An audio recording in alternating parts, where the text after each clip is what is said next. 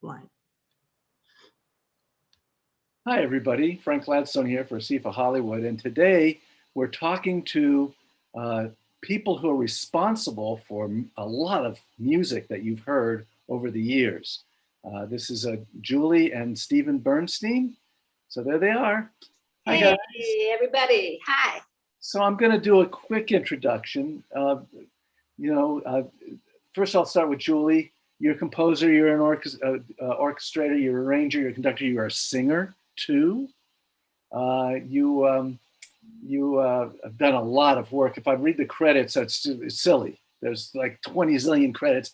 And if I read the credits once, I got to read them again because you guys work together a lot. So it's just a lot of stuff, not only for animation for Warner Brothers and other places, but other work as well, concert work and lots of things. We'll talk a little bit about that. You were nominated for a couple of Annie Awards, right, Julie? Did you say Annie? Yes. Yeah, Annie Awards, and you've won some Emmy Awards as well. Yes. For your work on Hysteria and Animaniacs, which we're going to talk about in a minute. And you also won an award for an interstitial. What was that about? What do you mean by an interstitial? Interstitial is like 10 seconds long. No, this one was it was an arrangement of a song that was it's so long ago. I just know that the statue looks like a swimmer. It's like got these hands. I love the statue that I got because it looks like a swimming trophy. I gotcha. There you go. For a thing called Crazy Careers, wasn't it? It was Crazy Careers. Yeah. It's good when you can't read. I have this statue. I don't remember what it's for. Well, I remember. I've never the word interstitial. I've never exactly understood. But it's in between the regularly programmed show. When I occasionally teach silent film, and we say these are the interstitial titles. What do you mean by that? It's the titles, the speaking titles. In between. In between. So you've won 4 Emmys, and Steve has won 5 Emmys, right? Yes, that's true. But you have no Annie nominations, right, Steve? Well, we both got nominated for Wacko's Wish for the Annie. I don't know, was there another one? I think that was it. This close, but that was when you had the feature music for feature animation lumped in with music for television animation. Yeah. So I think that's something by Pixar won, possibly. You also, both of you do concert work. You write for concert hall and stuff. We'll talk about that as well. I'm very interested in that. So, and as we get questions, I will, I'll ask the questions. Those of you who can ask questions, do them through the Q&A, please. And then I'll get them, and I'll try to get to as many as possible. I want to start with one thing I read about you, Steve, is you before you did ever your work on TV, you were reconstructing and orchestrating some soundtrack or orchestrations for some pretty famous movies. How did that happen? I think that it was through my association with Fred Steiner, who was the brilliant composer responsible for the Perry Mason theme, a lot of the original Star Trek music library. He was very prolific and brilliant, and he was one of the instructors at the USC film scoring program, of which I was a member of the pilot program. I was one of the guinea pigs, and he kind of took me under his wing and became a sort of mentor to me, and introduced me to several people, one of whom, well, 2 of whom, but I'll start with one, was John Waxman, who was Franz Waxman's son. Right. And the other was George Korngold, who was Eric Korngold's son. Yeah. And I actually met George in person because he lives out here. I've never met John in person. He lives on the East Coast in Connecticut, but they're both wonderful people. And I guess they heard about some of my work. I did some stuff for Cincinnati Pops as well. I'm not quite sure which came first, but I got asked to do some of these reconstructions, and I got, I had pretty reliable absolute pitch, so it kind of aided me along those lines. I was able to listen to a score and kind of make out what's going on. And what did you have to do? Scores had been thrown away.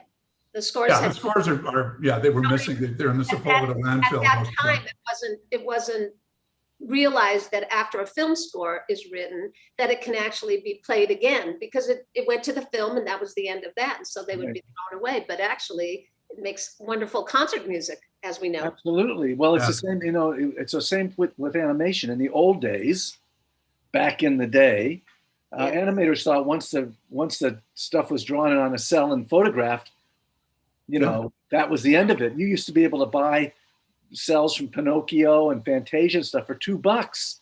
I heard stories of animators kind of surfing or skiing on the cells in on the terrazzo in the animation studio. Right. They could scoot around on them. I'm afraid that a lot of this stuff is in a landfill in one of the mountains that we pass when we're on the freeway.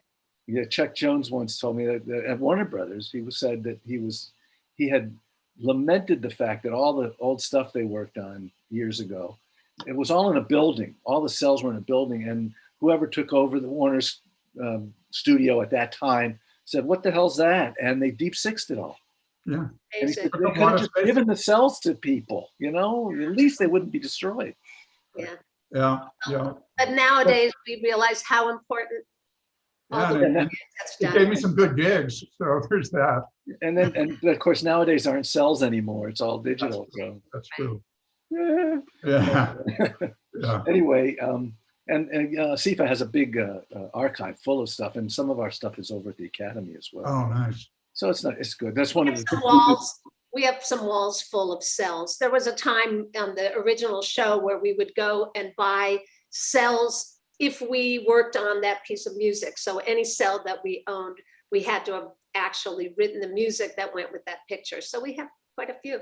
Oh, that's good. I'll be over in a little while and just take it. Come on over. Yeah, sure. Come on. Julie, I want to ask you, you also sing.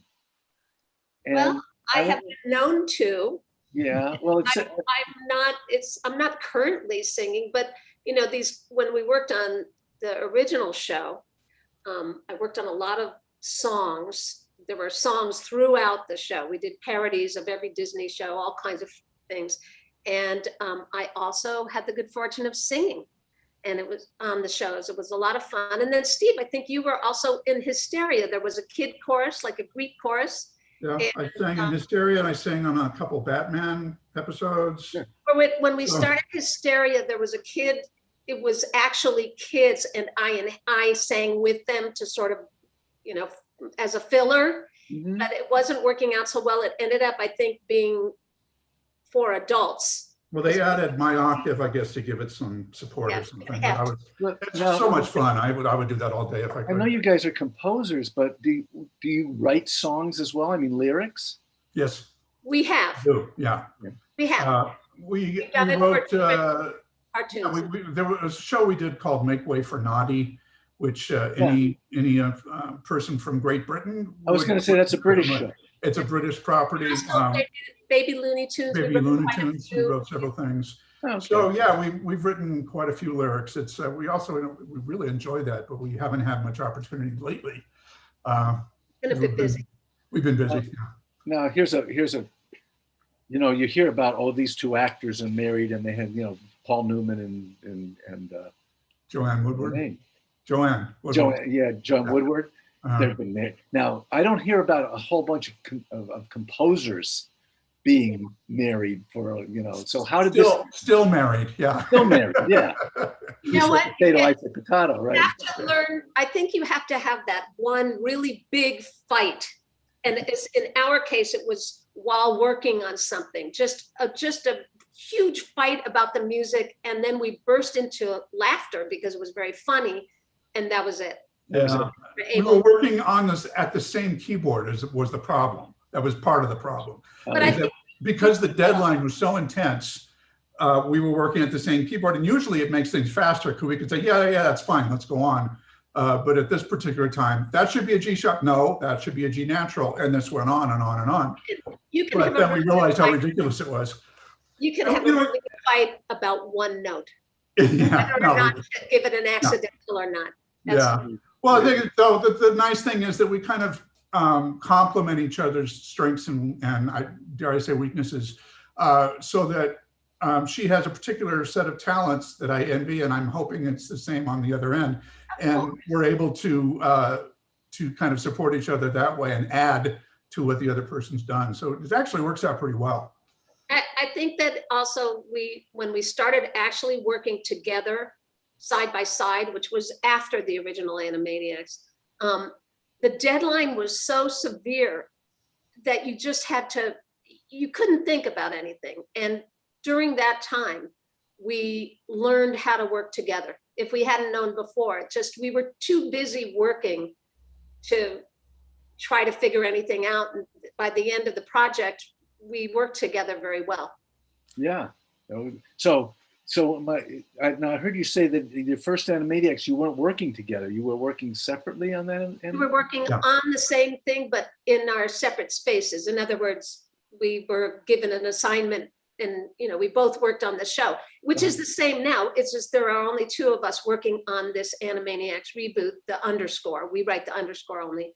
And Steve and I decide, we look at the cartoon and we divide it into cues, and then we arm wrestle for the first one, whoever gets to open it, and then he takes number one and I go to the second one, and by the time I come back, he's already done 3 and 4, and so I take 5, and then So he gets the Looney Tunes and you get the Merry Melodies. See, there you go. Yeah, kind of like Stalling and Franklin, maybe.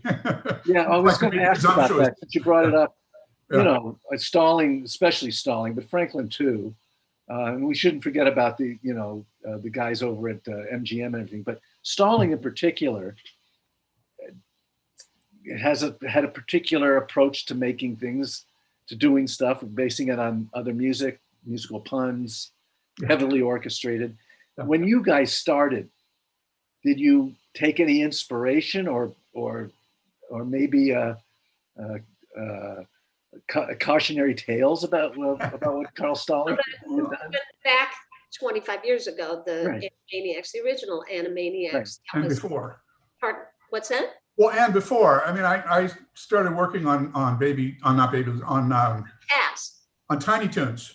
Or Tiny Toons. But Tiny Toons even before. And I was orchestrating at first, then I started ghosting, and they were the mandate was to do the Carl Stalling approach. That was what was asked for. So, I mean, the cautionary tale is to not veer too far from that. That was then, and then Richard Stone also, he was hired as the music supervisor of Animaniacs, and he kept that going. But this reboot, I would not say is adhering to that.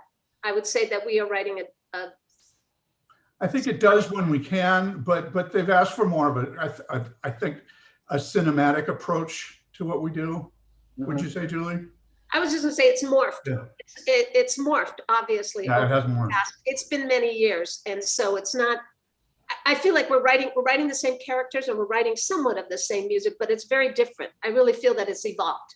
That's what's happened. It's evolved into something, whatever it is now. But if there's something that's animated in the really the kind of storyboarded style, I mean, I think one of the things we had on the screener was like that. A very funny cartoon that had very little dialogue and a lot of action, a lot of gags.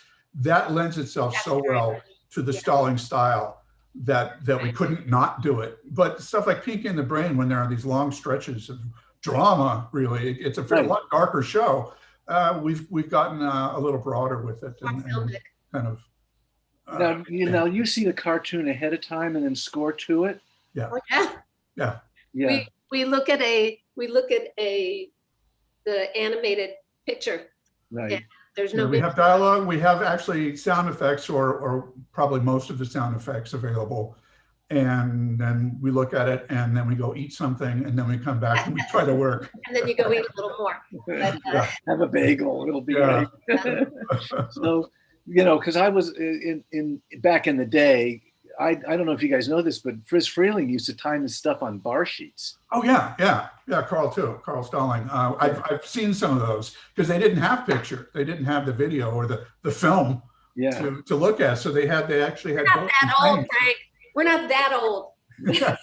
Neither am I. I just knew that. Yeah, I've seen those things. I think Fred Steiner had several of those. Yeah, not every director did that. But another difference now is, like you were mentioning, how there was a lot of music that was already in the culture that would be, so you would choose a melody that everybody knows.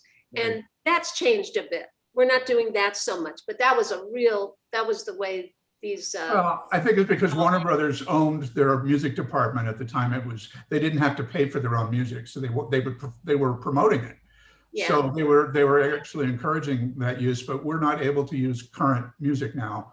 And the stuff that we use is for our own enjoyment, because I don't think our current audiences have a clue as to what we're actually playing. We might, our enjoyment or the orchestra.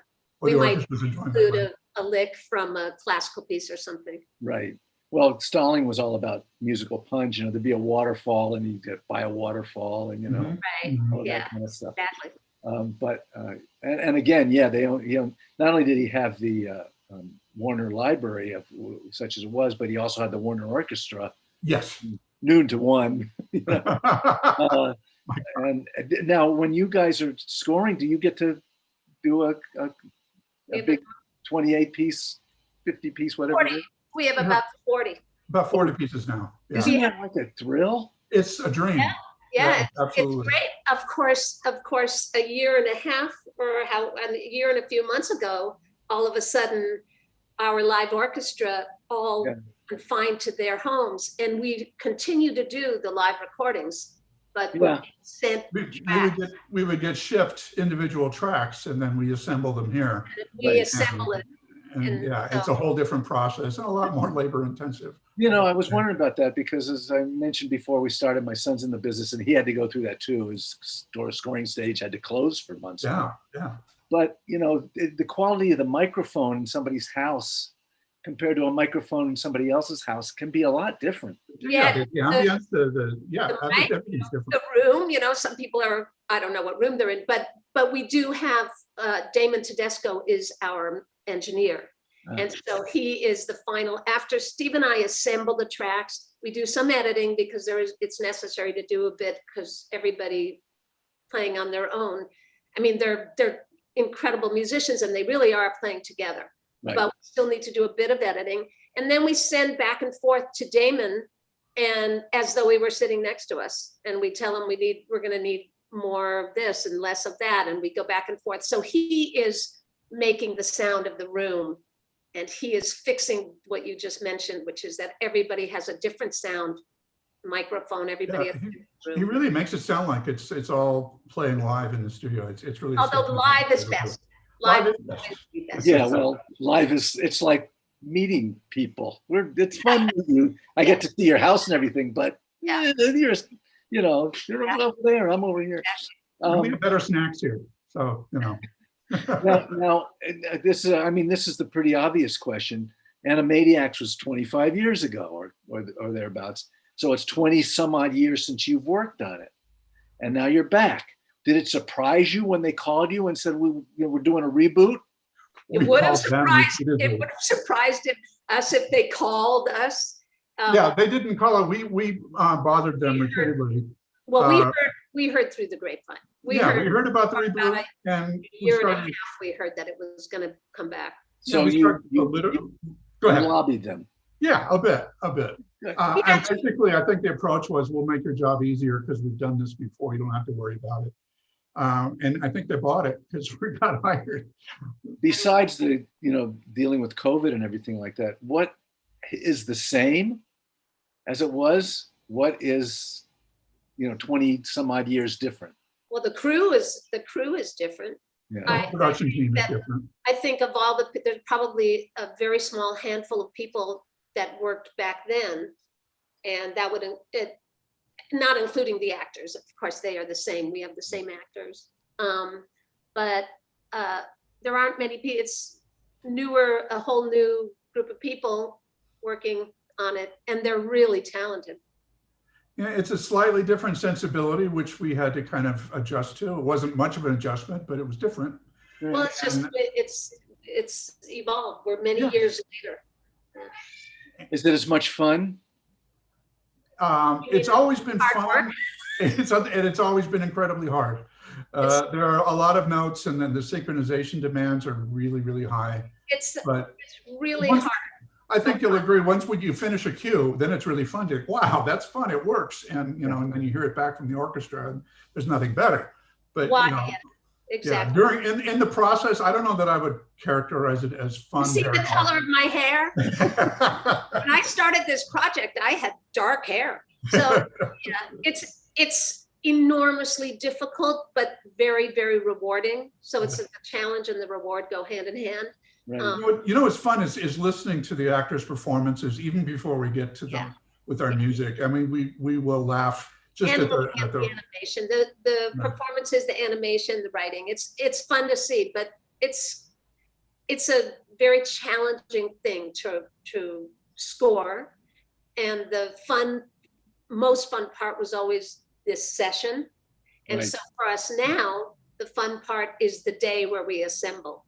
Yeah. Yeah. You know, but if we can make a joke land more effectively or at all, maybe there's something definitely there in the animation and the timing, but if you just ran past it, you wouldn't get it. But when we're able to take advantage of that, that's when it's fun, because you know, oh, this really worked, and you know, and it landed. You mentioned before that you were on incredibly hard deadlines. Mm. You were talking about in the past. Yeah. What about now? Are the deadlines still as harsh? And They vary. I think Baby Looney Tunes was the hardest in terms of deadlines we've ever had. They basically quadrupled I missed what you said. the deadline. Baby Looney Tunes, I thought it was the hardest. The deadline that we have now is very demanding. Yeah, it is. I mean, we work pretty intensively every day. It's No every holidays, no weekends. can I ask you on a given show, on an episode? yes. Now, some episodes are only 11 minutes long, and other episodes are 22 minutes long. You know, depending on the show. But on a given episode, how much time do you usually do on an average one?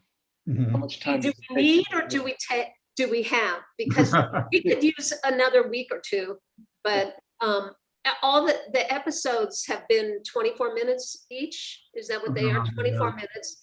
And when there are songs in it, which we do not write, then that's a little bit of a reprieve for us, because there's that much less, a minute less here, a minute less there.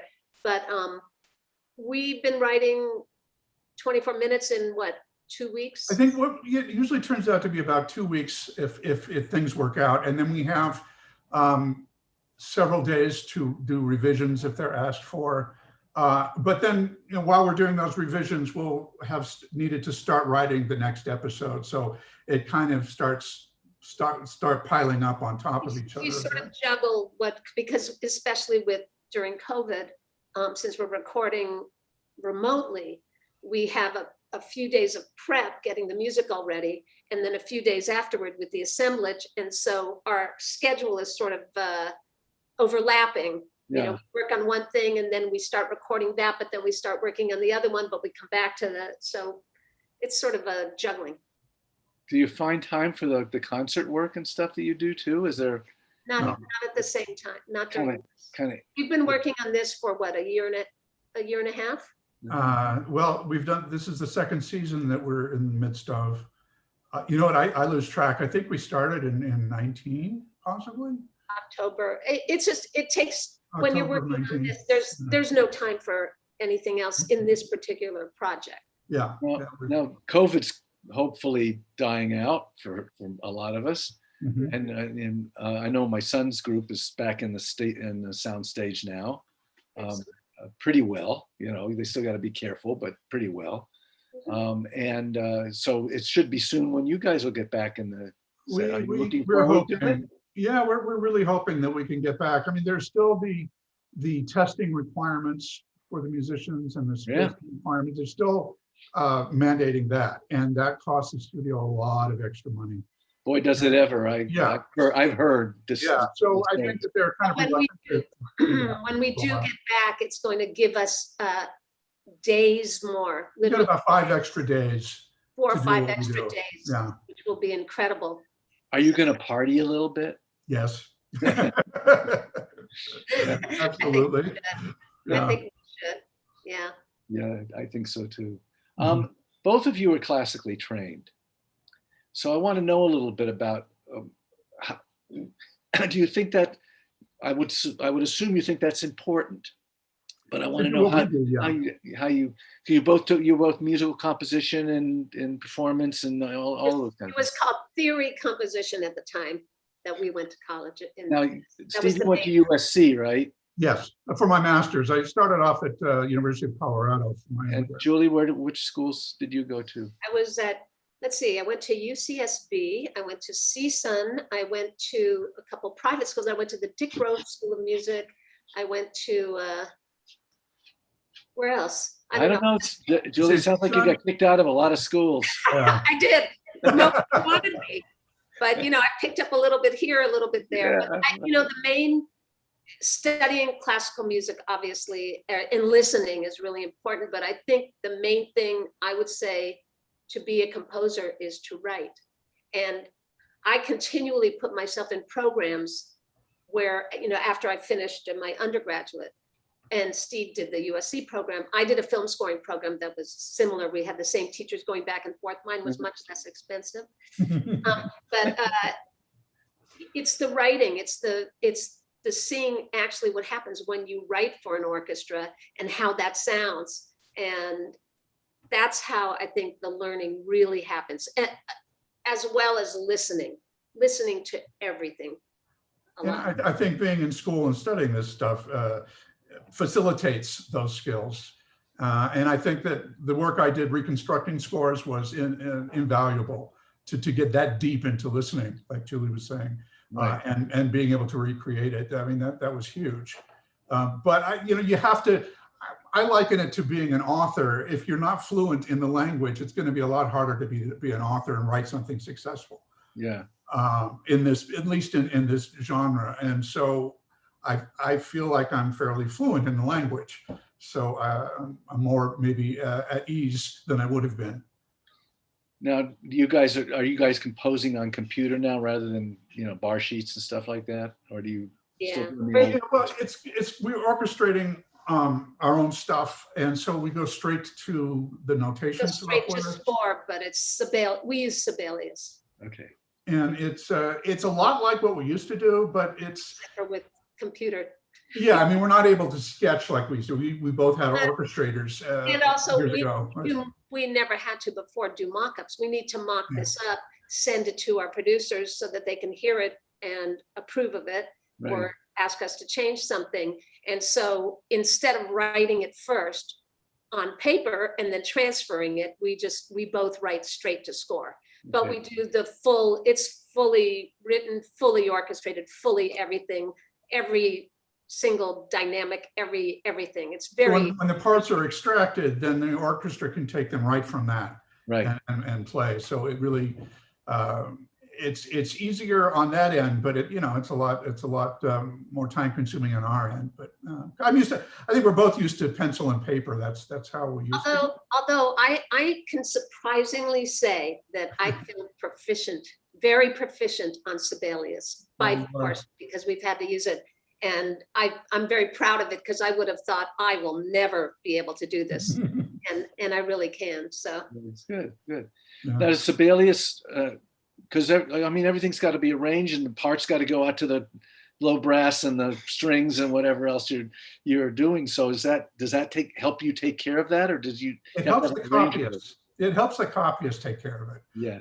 They're able to use a function in the application that will extract the parts. I mean, there's editing to do, making sure page turns are okay, and they proofread and stuff. But we have it set up. We have our score sheets set up as we would have had the written score sheets set up. Right. So we set it up, and we have the instruments that we use, and the Sibelius has these sounds, and so we use that. Good. I have a question from Ross. Always asks questions like this. What is your favorite fill in the blank, you know. Oh, no. So Ruster, do you have a particular episode, piece of music, or happenstance in your career? It doesn't have to be with Animaniacs, but maybe we can do that. You just went, everything landed correctly on this one. I'll go just because I always think I had the supreme good fortune to be able to write a string quartet arrangement for my friend, the jazz singer Tierney Sutton, right, played by the Turtle Island String Quartet. And just that was one of those moments. I mean, I love writing what we're writing too, but when you ask about where you just went, oh, can I do this again? I want to do this again and again and again. So that for me, writing for a string quartet is just great. But but you know what? I take it back. I love writing for the full orchestra. I don't know that I realized it before, but I really do enjoy that too. So no, I think that, well, just on the spur of the moment, thinking that my choral music fits that bill. There's a piece I wrote in my remote youth that actually has won some prizes, has done pretty well. I would love to get more performances of it, but I think that is like my symphony in a sense. I mean, it's for chamber orchestra and large chorus and soloists. That's one of those things where things came together and I think, yeah, this is a solid piece of music. But you know, there are also some things. I wrote some music for a horror film that I did a few years ago that I was very proud of, and think this sounds pretty good. So I mean, you know, it's like, which of your kids do you like? Well, they have different talents. And the cue. Kids asked me to ask you that question. And the cue that I just finished today, I'm very proud. You know, that was crazy, and the one that you just did. I mean, it's sort of the thing that we just worked on. It always feels. That's what feels like the most important that you're doing. That's pretty great. That's pretty great. I had another question here. This is from Dave. Do you ever compose with MIDI samplers? Sample the instruments to get an idea of what it's going to sound like. Do you ever do that? Well, that's what happens when we use Sibelius, is that it has its own set of samples built in, and it will play the score that we write. It'll play it back. And there's actually another set of sounds that are an adjunct to that program that are so good. And they read the crescendos and the diminuendos and the accents, and they will switch samples to accommodate that. Right. And it's really pretty phenomenal. So yeah, I mean, we will go back and forth and we'll listen to see how, then that's a luxury that we didn't have before. And we were going to pencil to paper years ago. And we really didn't know how it was actually going to sound until we got to the stage. So this is kind of a luxury. It takes longer, but you know, it's a trade-off. And I kind of like that we have that now. I like it, but I miss hearing, you know, you have it in your head, you write it down. I miss that feeling of hearing it for the first time. That's a really great, amazing experience when it comes out in the room at you. And for the first time, you've never really, Right. heard it in your head. Right. Yeah. You've hummed it on as you're putting the paper down. I know when I was animating, I used to do the voices while I was animating. I love that. And then they weren't the real voices, but they're, you know, that kind of thing. And then suddenly it's there. It comes alive. There's something about the coming alive. So what we do now, we don't hear the absolute live, but we hear something that's akin to it. Right. And so it's not it's not as different as it used to be. So there's something to be said for those olden days. Yeah.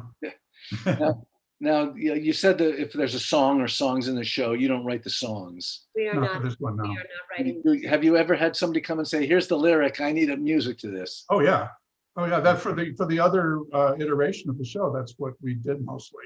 Yeah. Not on the reboot.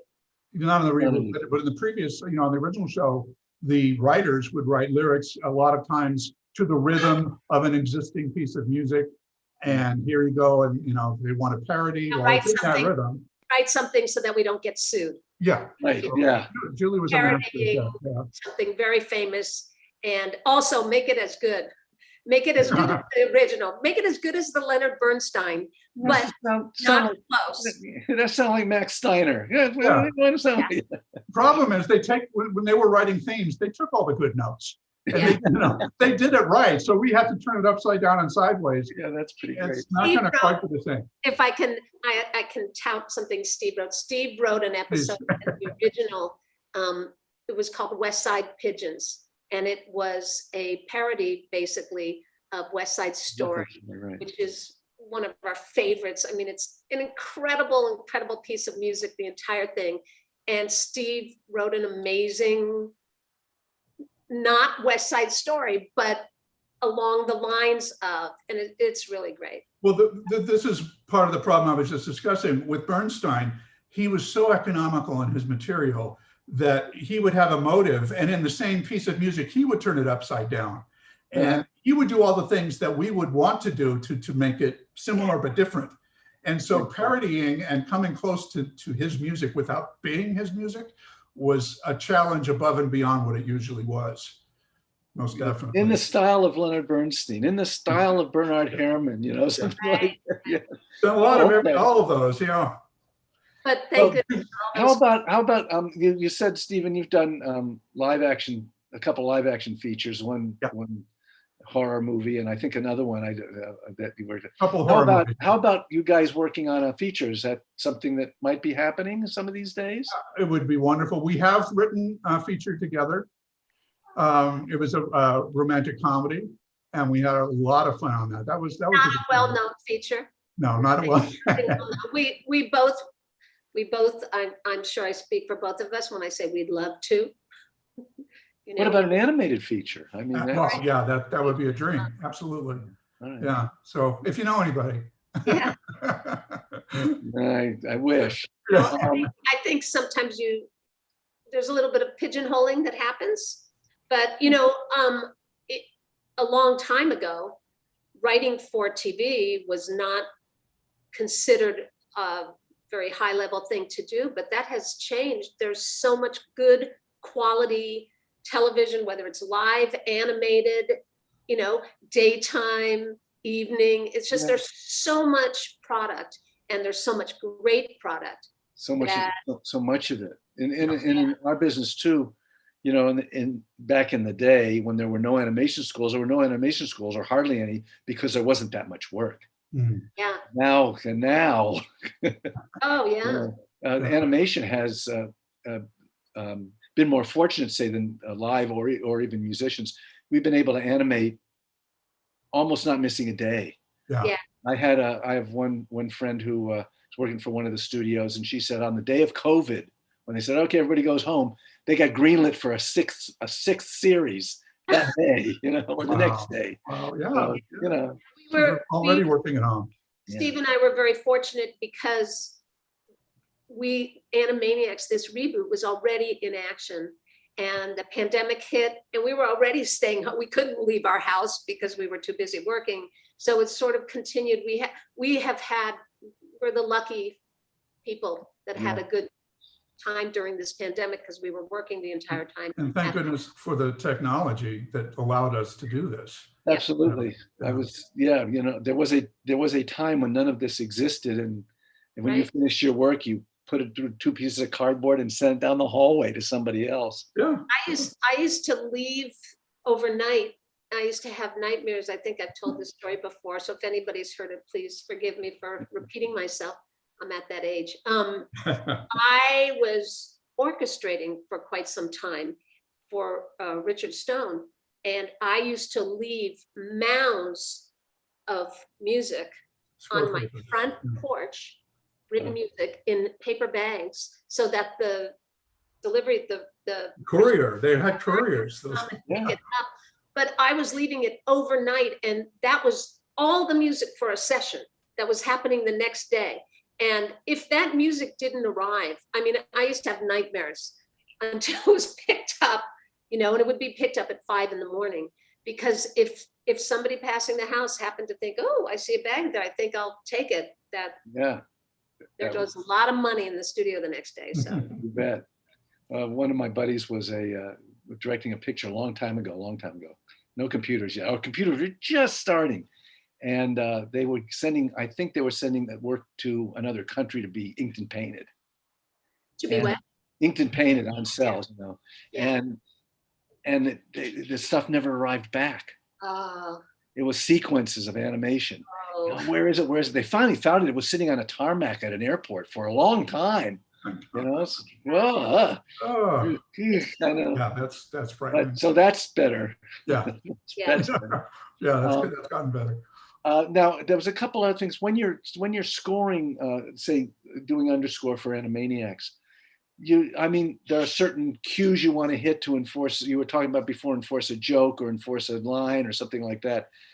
Do you have things where you say that's going to be too loud, or it's going to, you know, you have to find that balance between a funny sting and are they going to hear the line? You know? Oh yeah, absolutely. There's that, and also don't, you know, where is the joke, Yeah. and is it funnier to lead up to it and then not play it? Or is it funnier to play something underneath it? There's a lot. It's not just the writing of the music. There's the looking at the story, looking at the aesthetics coming a lot to us. Understanding where And the humor is or what the point is. Right. And then writing and deciding, you know, we go through and decide where do I want to make sure that I hit, you know, and where do I want to not. we'll avoid big brass chords if somebody's got something to say. Right. So, you know, we'll let them say it and we'll have the strings and woodwinds. Unless we don't agree. Yeah. Unless we don't agree, and then, yeah. Now, do you work closely with the director? Does the director give notes or any of that? Or is it kind of like, here's the sequence, go to it? We spot the show when we first get it. They call it, we launch the episode. And if there are any questions or if they have anything specific that they want to suggest, that's when we'll hear it. Or when we turn in our mock-ups and they say, well, you know, we're missing this moment, or let's smooth this transition. Or let's not stop to let Pinky say what he's saying, because we want that built up tension to keep going. Things like that. So yeah, we do have more or less after we've written it. Yeah.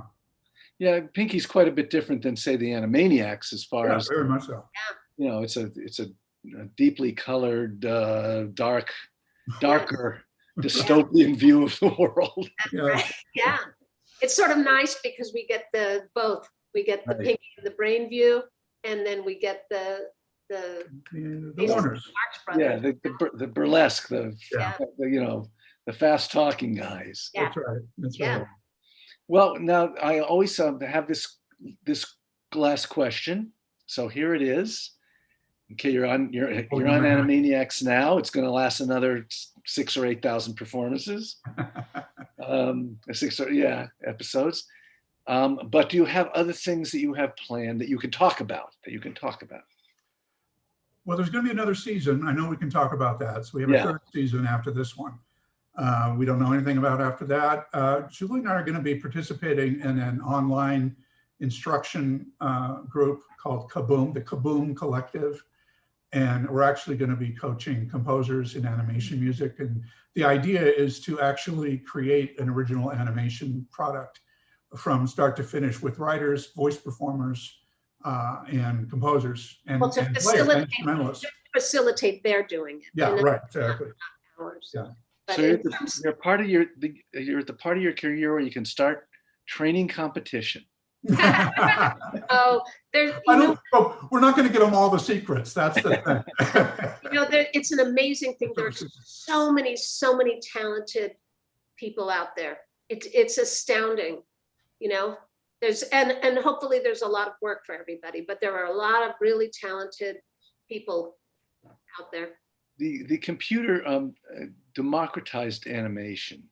I think it democratized a lot of the arts in that before, especially with animation, in order to do anything of any length, you had to have hundreds of people, trained in a certain way. Equipment, fancy, expensive equipment. Yeah. And now there are animation studios where, 25 years ago there'd never been any animation, and now there is. So it's good, and they all need music.